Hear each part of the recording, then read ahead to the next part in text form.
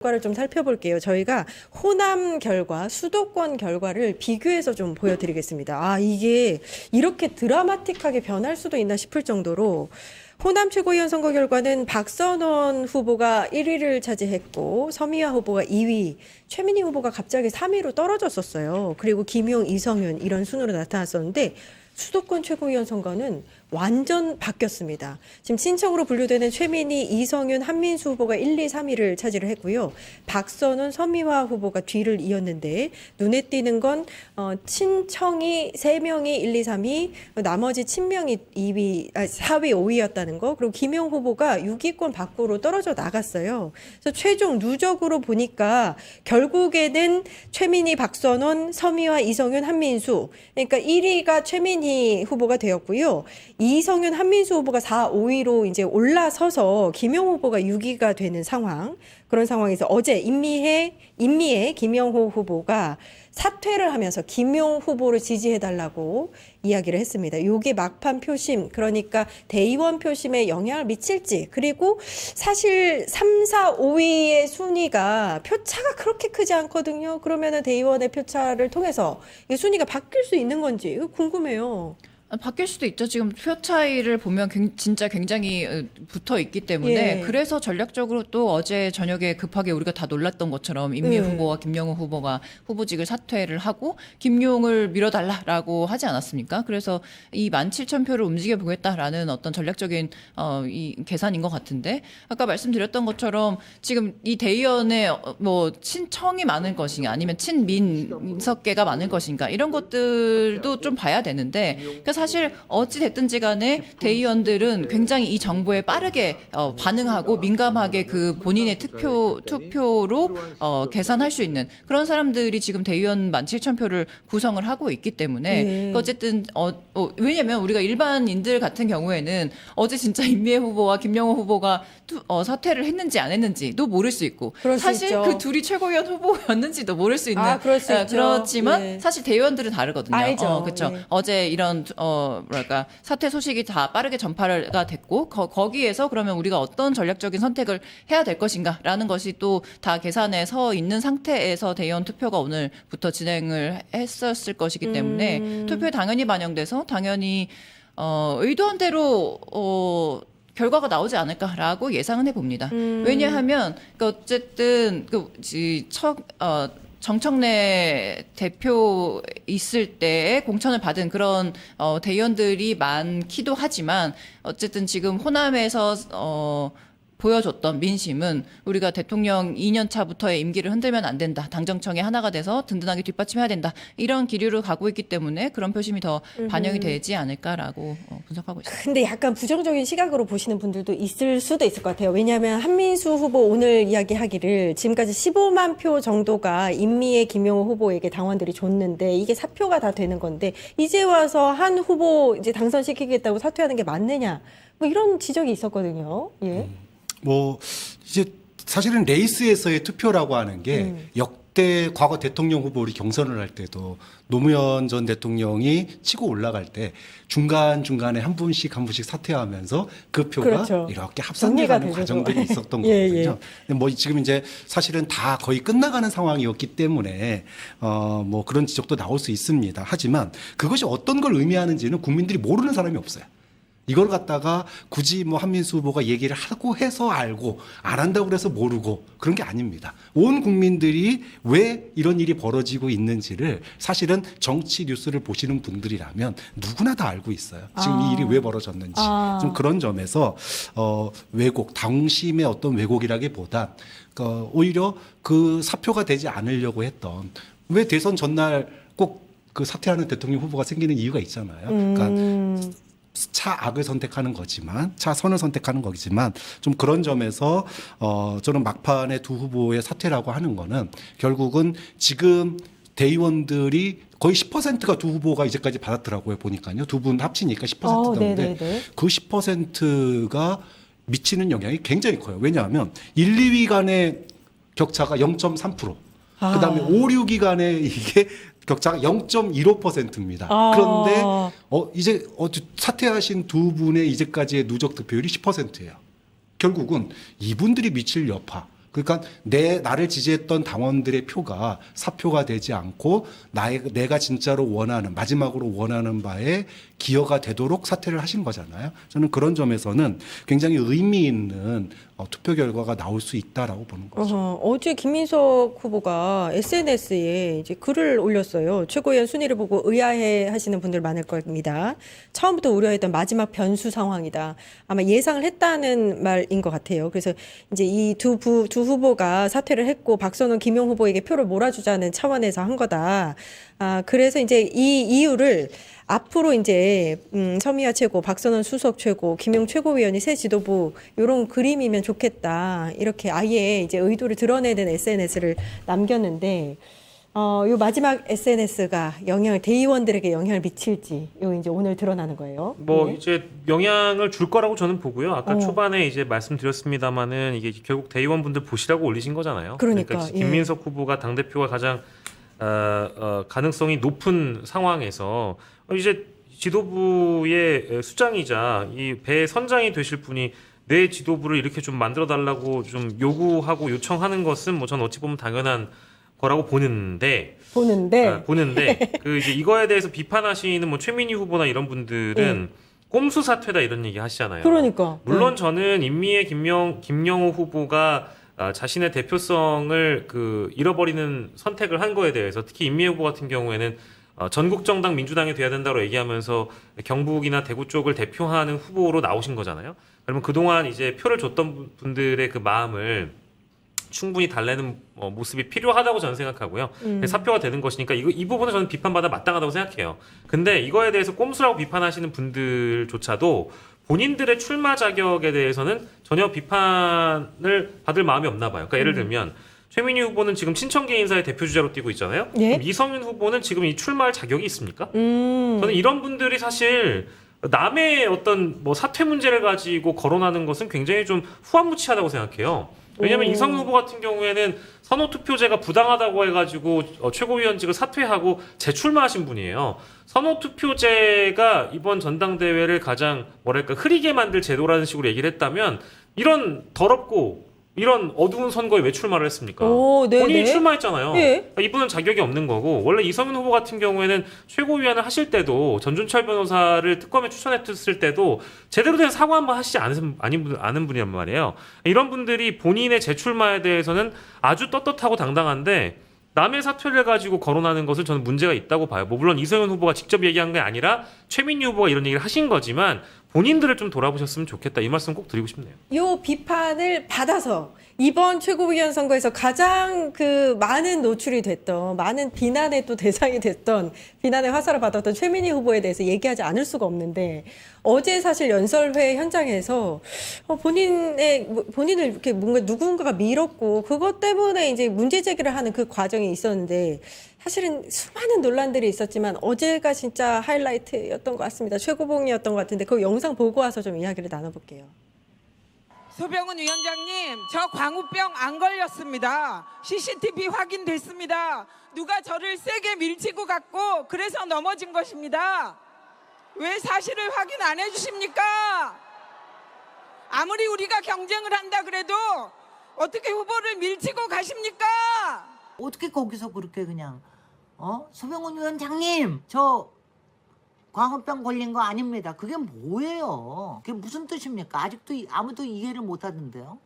정말 갑질의 끝판왕이고 그렇게 욱하는 거를 보여주실 수는 없습니다. 공직에서 아무리 기분이 나쁘더라도 공직에서는 포커페이스를 해야 되거든요. 사실은 어젯밤에 저희 제작진들끼리 광우병이 무슨 의미인가에 대해서 상당한 토론이 있었는데 답을 내질 못했거든요. 혹시 의미를 아시는 분 계세요? 제가 축산업과 출신이어가지고 광우병 얘기를 해야 되는데요. 네. 광우병은 이제 대한민국에서 이제 광우병 사태가 있었을 때 이명박 정부 당시에 광우병이 어떤 건지는 다들 이제 알고 계실 텐데 예. 광우병에 걸린 소들이 제 풀에 쓰러지거나 네. 픽픽 쓰러지거나 중심을 못 잡고 흔들려서 넘어지는 경우가 굉장히 많아요. 그게 하나의 증상이거든요.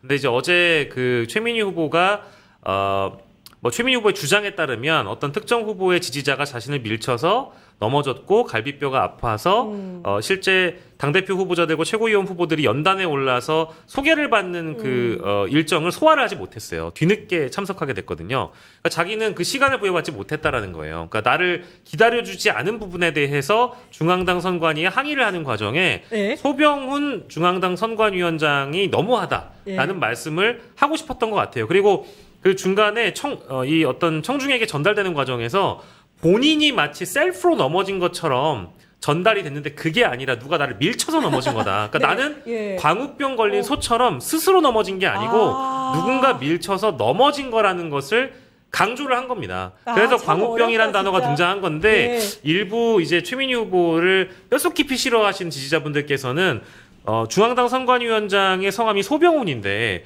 소병자를 이름을 떼가지고 마치 소병. 그거를 광우병이라고 이제 비난한 거 아니냐. 아, 그게 이런 아니라서 식으로 이제 다행이네요. 말씀하시는데 예. 그건 좀 너무 지나친 예. 착오이신 것 같고 원래 광우병의 주된 증상이 제풀에 넘어지는 겁니다. 그래서 그런 비유를 최민희 후보가 하셨다. 제가 이제 방송에 나와서 공식적으로 최민희 후보를 대변하는 건 좀 처음 있는 일이에요. 그래서 아, 네. 그건 좀 너무 지나친 비유인 것 같아서 광우병 그런 거라고 보고. 근데 아, 이제 이게 지금 댓글에서 난리가 났어요. 이제 이해 갔다고. 어, 처음이에요. 축산과 아니면 이거 누가 이해해요? 그래 저게 그 대변인지는 잘 모르겠으나 어제 그 영상을 보시면은 네. 이해가 되는데 이게 사실은 그 어떤 통로를 통해서 지지자들이 막 들어왔어요.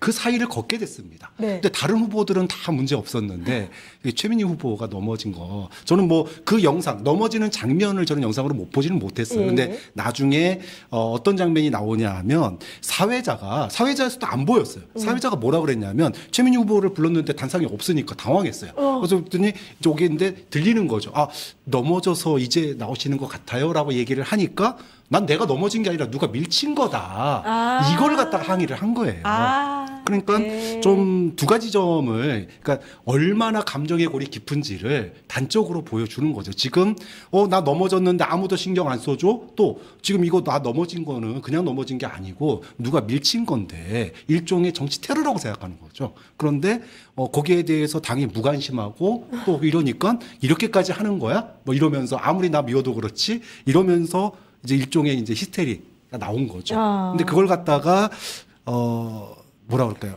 우리 당 행사인데, 민주당 예. 행사인데, 예. 아무리 그래도 이걸 가지고 뭐 비하하거나 그러지는 않았으면 좋겠어요. 예, 아무리 예. 뭐 호우 불호를 떠나가지고 알겠습니다. 행사 중에 넘어지시거나 또는 누가 밀쳤다면 저는 그거는 영상 찾아가지고 만약에 그렇죠. 진짜 밀친 분 사실 확인을. 있으면은 이분 징계해야 돼요. 예, 그러나 이제 사실은 최민희 최고위원 후보가 그리고서 바로 나온 게 아니라 소병훈 위원장한테 찾아가서 이제 항의하는 장면이 그대로 전파를 탔고 조금 더 지체되고 나와서 연설을 할 때 이제 저는 광우병 아닙니다. 누군가가 본인을 미쳤습니다. 이런 것들을 이제 연설 시작과 동시에 그 얘기를 하거든요. 그게 적절했는지 여부는 좀 살필 필요가 있는 것 그리고요. 같고. 그 사실은 연설하기 전에 그래도 다 이 국민들도 보시고 당원들도 보는데 뭐 물론 이제 본인이 억울한 건 저도 알겠습니다. 그리고 이제 본인이 이 당원들한테 직접 인사를 할 수 있는 기회를 후보 소개의 기회를 놓친 거에 대한 억울함이 있을 수 있거든요. 근데 자료 영상에 다 나와 있습니다만은 진행자가 이정원 의원이었어요, 제 기억에는. 근데 이제 이정원 의원도 전달받고 이제 진행을 하는 거잖아요. 근데 그러다 보니까 일단 최민희 후보를 그 좌석에서 앉아 있던 자리에서 일어나서 인사할 수 있는 기회를 줬고 그런 다음에 다시 한번 무대 위로 이제 그 후보를 올려 보냈고 그랬으면 이제 저는 어느 정도 그렇지. 상황이 정리돼서 연설에 바로 돌입했어야 되는데 그렇죠. 아마 다 보셨겠지만 눈에서 레이저가 나올 정도로 그 네. 좌석에 앉아 있는 소병훈 위원장을 아마 훌륭하시더라고. 노려봤던 것 같아요. 예. 이제 그런 장면들이 최민희 후보 혼자 여기 출마하신 게 아닌데 이제 이런 공적인 장소에 대한 어떤 매너 이런 것들도 좀 예. 많이 부족하다. 이게 오마이뉴스와 관련돼 가지고 그 취재 방해나 이런 것 때문에 안 그래도 논란이었잖아요. 공적 장소에서 공적 감시 대상자가 취재를 허락하지 않겠다라는 걸 보고 나서 저게 무슨 매너냐 이런 얘기를 한 적이 있는데 공인의 자격 그리고 네. 공적 인물로서 지금 본인의 어떤 행위나 말이 어떻게 지금 평가되고 있는지 다시 한번 좀 돌아보셨으면 좋겠어요.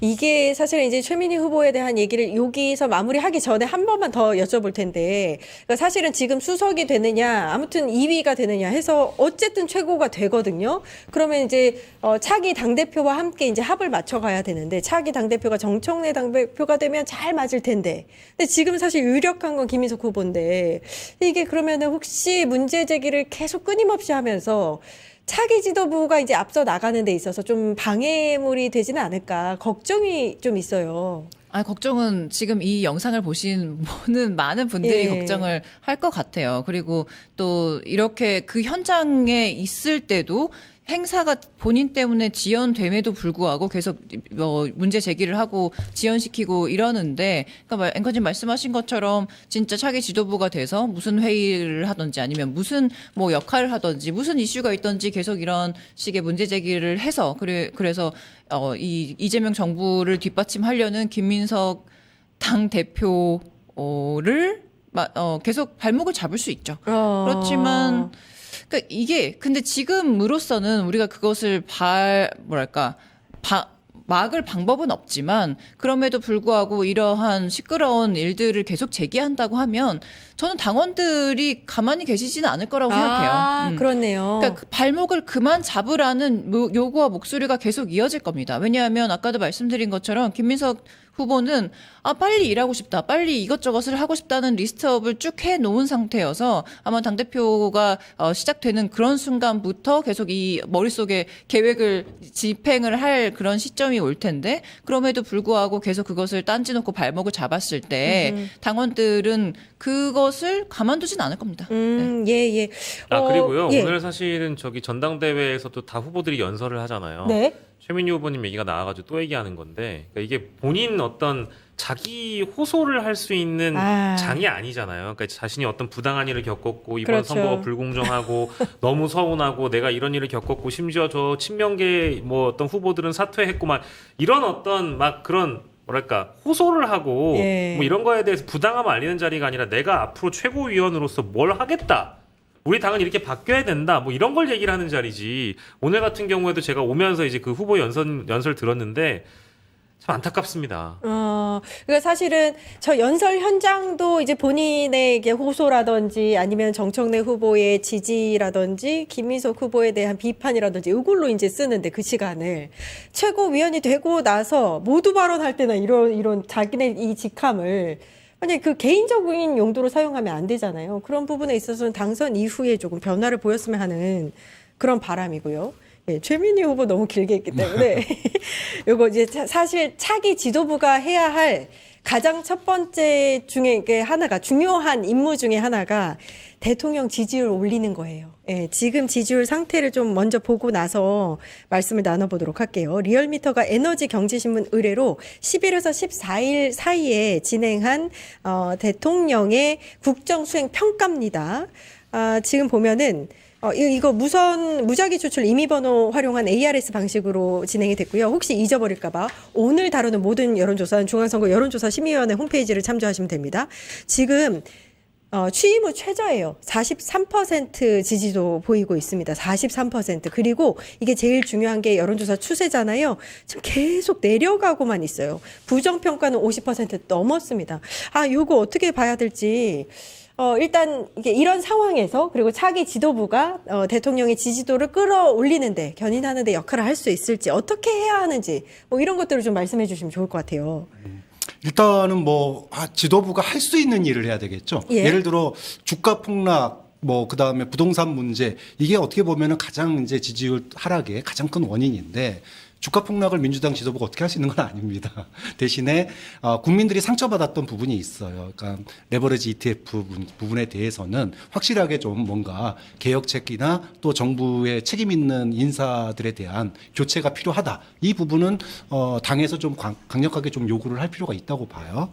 그리고 좀 부동산 문제인데 저는 부동산 문제에 대해서도 뭐 이렇게 해서 노선 싸움을 할 문제는 아니다. 네, 그러니까 네. 이재명 대통령이 똘똘한 한 채를 과세로 때리고 공급을 늘리고 이거는 이재명 대통령의 정책의 방향이에요. 그럼 여당은 어떻게 해야 되냐?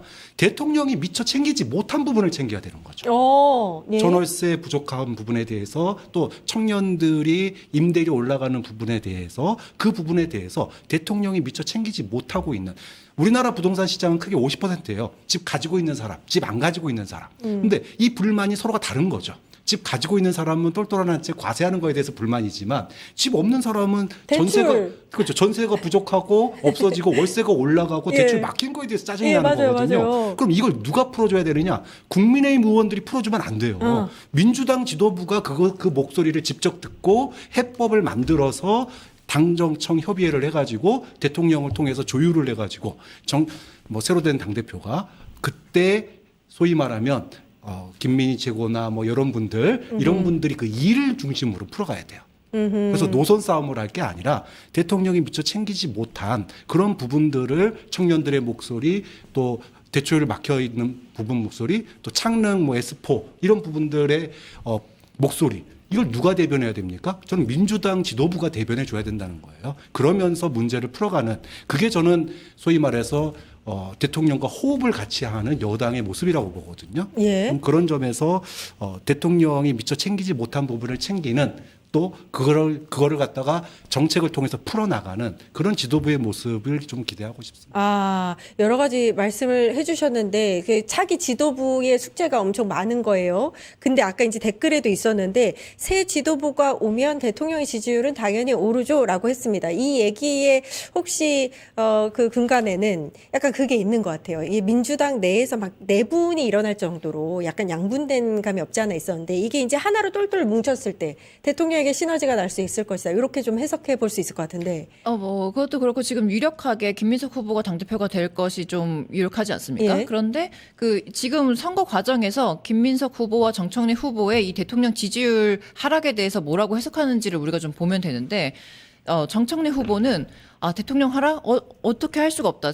그러니까 코어 지지층이 흔들리고 떠났기 때문에 이렇게 하락이 되는 거다. 그런데 내가 당대표가 되면 5% 바로 오를 수 있다라고 함으로써 지금 대통령은 잘 못하고 있는데 본인이 당대표가 되면 마치 그냥 자연적으로 5%를 올릴 수 있을 예, 것처럼 5%. 이야기를 하고 있는데 예. 그 김민석 후보 같은 경우에는 대통령의 지지율 하락이 있기 때문에 내가 더 당대표가 돼서 어떻게 대통령을 뒷받침해야 될지 정말 이 대통령 지지율을 올리기 위해서 더 열심히 해야 되겠다는 그런 마음가짐이 든다라고 이야기를 하고 있거든요. 그러니까 지금 이 지방선거 이후에 더불어민주당과 대통령이 정말 실점할 수밖에 없는 그런 이슈들만 있었습니다. 지금까지는. 네. 왜냐하면 대통령이 무언가를 추동력을 살리려고 해도 당이 뒷받침하지도 못했고 그리고 계속 이슈가 지금 당청 갈등이라던가 당내 갈등으로 소비되는 그런 측면만 국민들께 보였는데 그렇지 않고 당정청이 원팀되는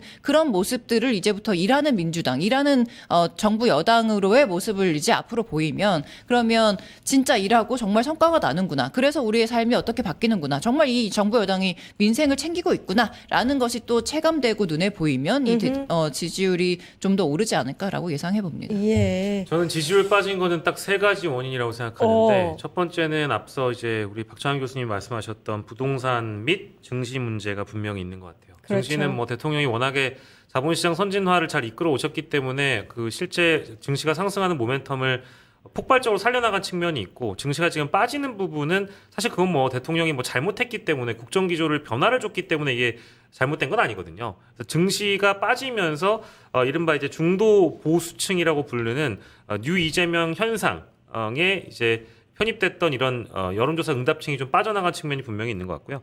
부동산 정책은 저는 아직까지 실패라고 단정짓기는 어렵지만 분명히 조정돼야 될 부분들이 있다고 생각해요. 그래서 이런 것들은 당에서 지금 송영길 후보나 김민석 후보마저도 약간의 쓴소리를 내는 부분들이 있거든요. 그래서 이제 당과 청이 불협화음 내지 않고 한 목소리를 내기 시작하면 부동산이나 증시 문제, 특히 레버리지 ETF 문제 같은 것들도 잘 해결이 될 수 있을 거라고 판단이 들고요. 두 번째는 보안수사권 폐지 관련입니다. 이건 사실 그러네. 2030의 젊은 네. 청년들이나 특히 여성 지지층이 많이 빠져나갔어요. 이게 이제 실제 김어준류의 인물들이 한 2달간 코어 지지층이 빠졌다는 얘기는 제 헛소리라고 생각하고요. 이것이 자기 실현적 예언을 통해서 지금 코어 지지층이 일부 흔들리고 있는 건 맞습니다. 2달 전부터 코어 지지층이 빠지고 있다는 건 거짓말이고요. 거짓말이죠. 2달 내내 그렇게 외쳐왔기 때문에 지방선거가 패배함으로 인해서 들어오는 무력감, 보안수사권 폐지가 되었기 때문에 젊은 층, 실제 민주당을 지지했던 진보적인 성향의 2030들이 빠져난 건 사실이에요.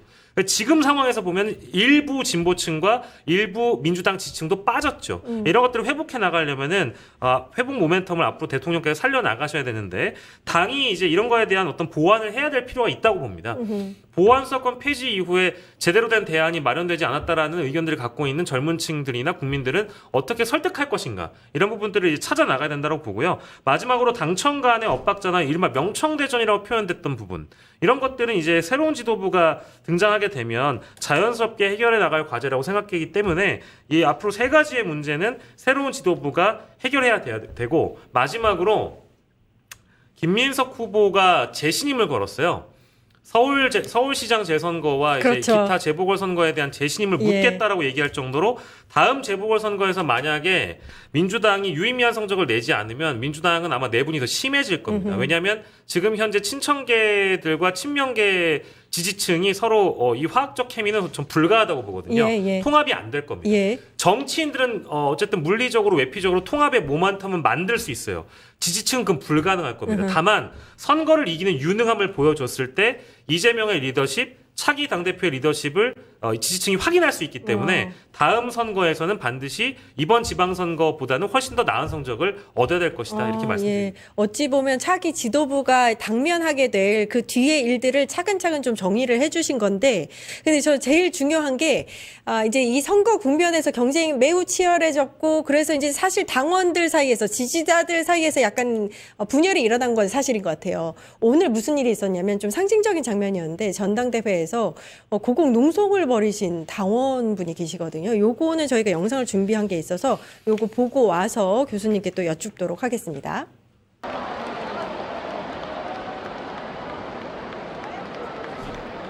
진짜 네.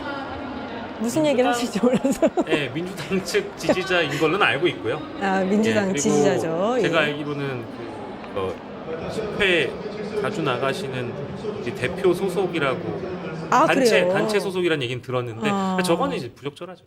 근데 이제 저분이 외치신 게 당의 친명 반명이 어디 있느냐 막 이러면서 이제 이제 이재명 대통령 당시에 포스터 이렇게 들기도 하고 이랬는데, 그러니까 이만큼 지금 당내에 약간 이제 서로 다른 노선을 가지고 있는 분들의 뭔가 이제 목소리가 굉장히 크게 나와 있다는 거잖아요. 요걸 어떻게 이제 다시 화합을 이뤄낼 것이냐, 이게 가장 첫 번째 일성이 아닐까, 숙제가 아닐까. 맞아요. 저는 전당대회 보는 내내 너무너무 화가 나고 마음이 아팠던 게 지금 대통령 지지율은 뚝뚝 떨어지고 있는데 자기들끼리 족보 가지고 싸우고 있어요. 얼마나 화가 나는지.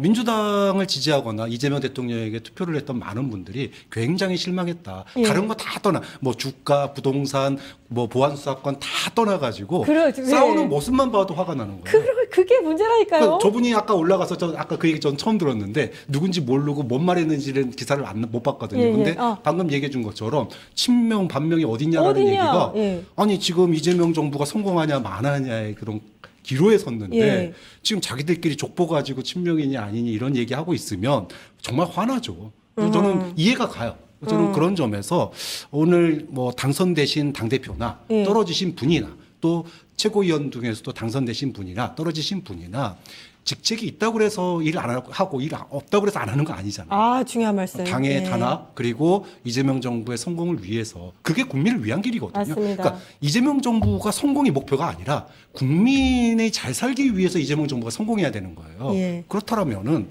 그 길에서 소위 말해서 친청이니 또는 친명이니가 있을 수가 없는 거죠. 좀 전당대회 끝나자마자 정청래 후보나 김민석 후보나 세 분이 좀 다 이렇게 훌훌 털 거 털고 단합하는 모습을 보여달라 그런 말씀 꼭 드리고 싶습니다. 예, 그래서인지 오늘 이제 사실은 전당대회 앞에 문재인 전 대통령, 이재명 대통령이 축사를 했는데 두 분 다 화합을 강조를 하셨어요. 예, 화합을 해낼 수 있는 또 지도부를 당원들이 선택했을 거라 믿고 새 지도부가 그 부분에 대해서 잘 해낼 수 있겠죠? 예? 그럼요. 그리고 또 계속 말씀드리지만 이 당대표 후보로 유력한 그 김민석 후보 같은 경우에는 당대표가 되자마자 화합에 힘쓸 것이다라고 누차 강조를 해왔습니다. 그렇기 때문에 지금 아까도 계속 강조드리지만 이재명 정부의 성공을 위해서 이 정부를 뒷받침하는 당대표와 당 지도부가 지금 필요한 것을 모두가 알고 있고 그런 일을 열심히 하기 위해서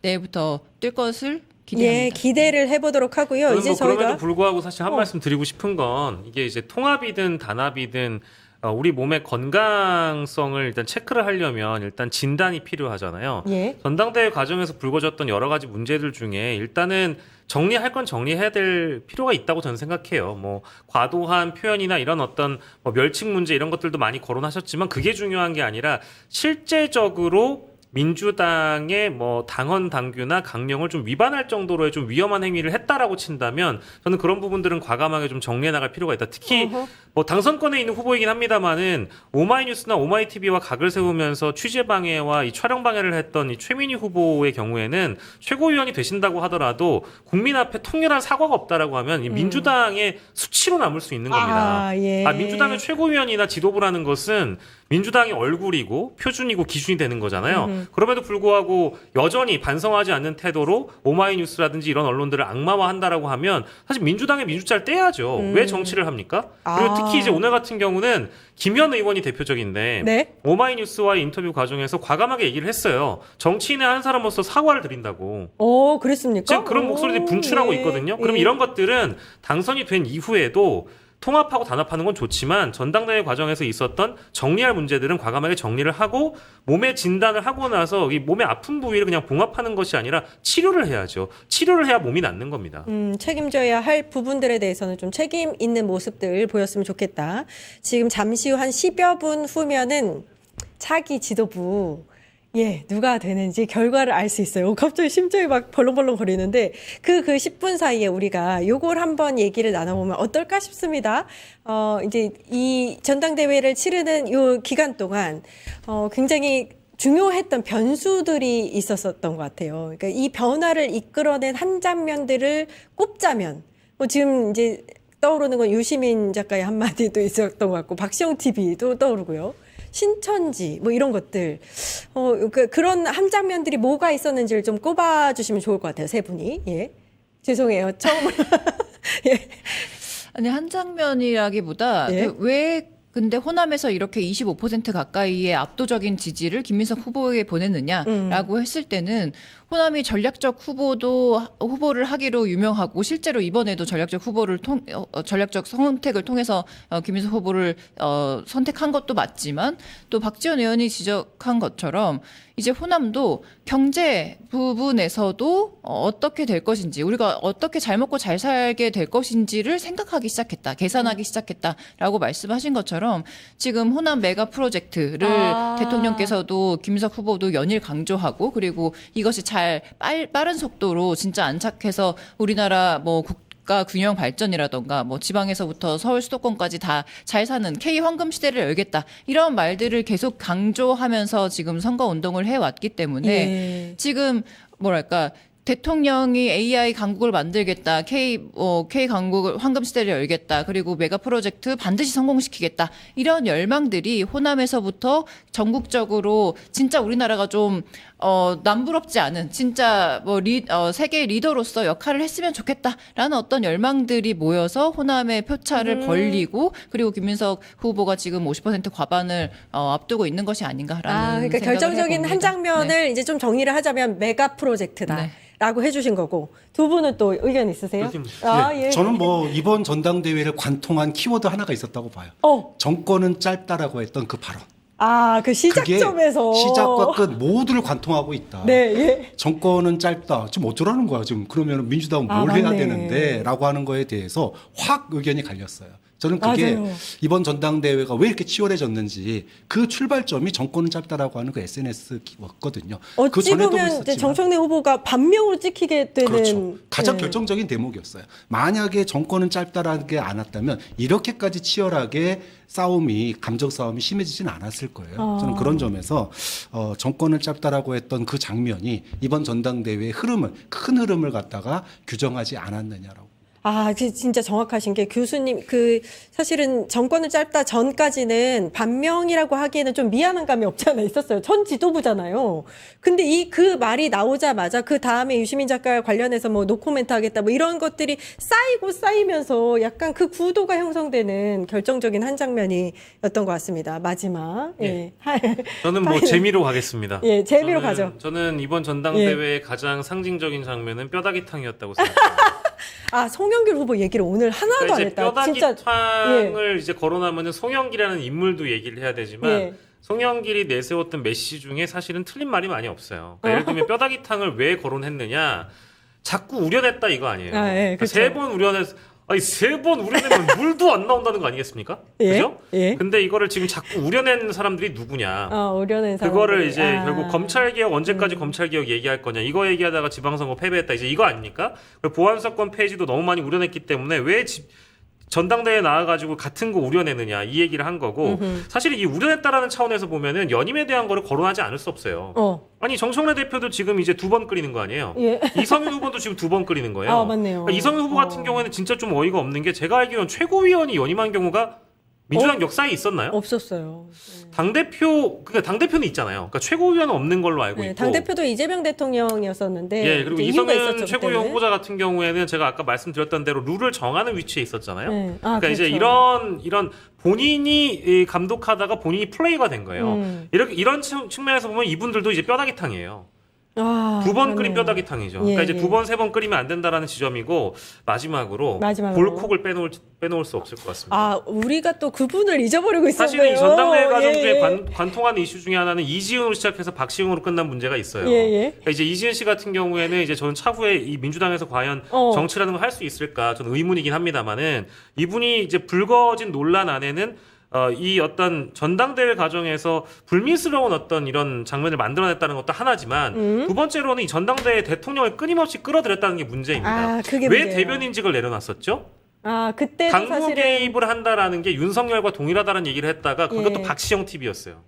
아, 그 장면도. 예. 그래서 대변인직을 내려놨습니다. 볼콕도 마찬가지고요. 이번에 조작됐고 편집된 권혁부라는 인물의 사진 논란을 그렇죠. 또 꺼내든 것도 또 박시영 TV였어요. 예. 근데 물론 본인들이 편집하지 않았다고 하더라도 도의적인 책임이 있었다라는 거죠. 그게 전당대회를 또 오염시켰다. 그런 차원에서 뼈다귀탕과 볼콕을 집었습니다. 아, 예. 지금 사실 댓글에서 누가 슈퍼챗을 쏴주시면서 잘한다 더해주셈 성대묘사. 준호리. 예, 님이, 아쉽게도 저희 출연 시간이 다 끝났습니다. 아, 예. 아직 5분 남았습니다. 아, 예. 가야 됩니다 에이, 이제. 더 해주세요. 지금 왜, 앞에 왜 게스트가 끝내려고 기다리고 해? 있습니다. 왜 지금 더 하는 거야 지금? 더 하라고. 왜 저 끝내려고 앞에 해? 게스트가 있는데 왜 더 하라고 하는 거야?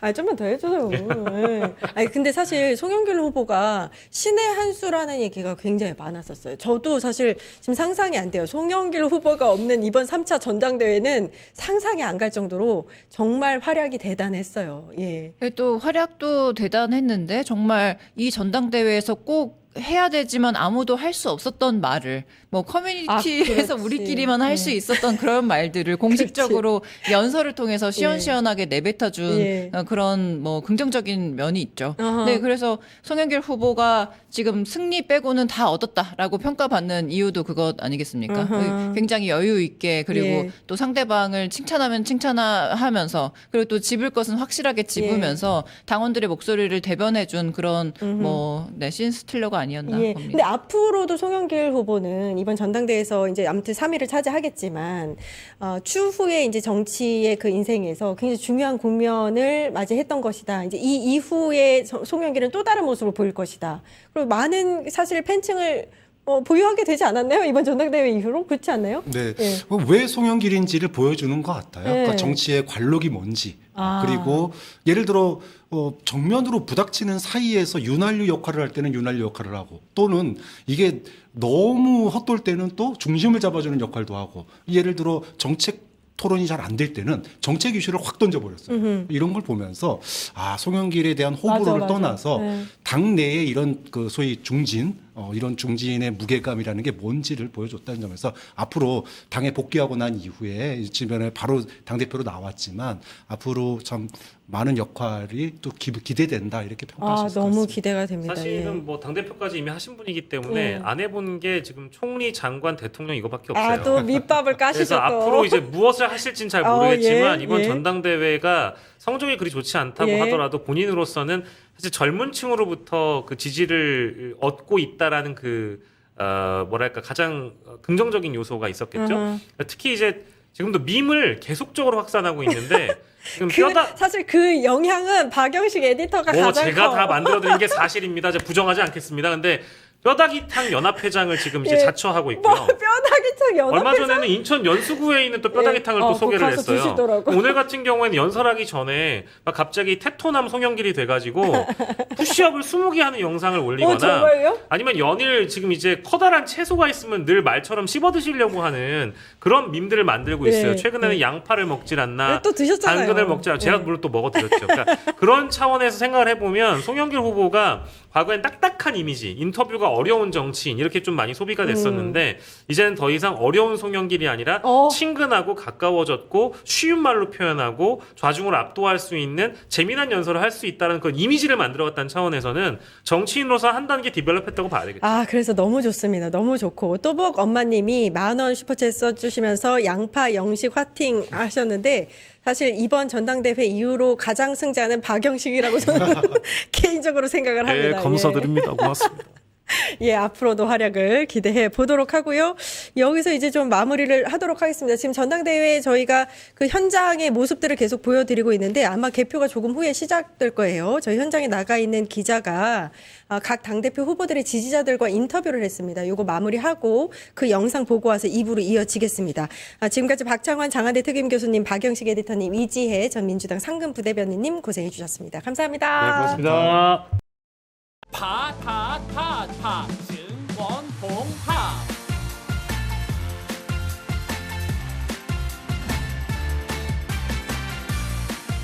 이제 저녁 8시 30분 퇴근 후 퀴즈 한판 혼자 하지 마세요. 같이 해요. 매일 저녁 8시 30분 많은 참여 바랍니다.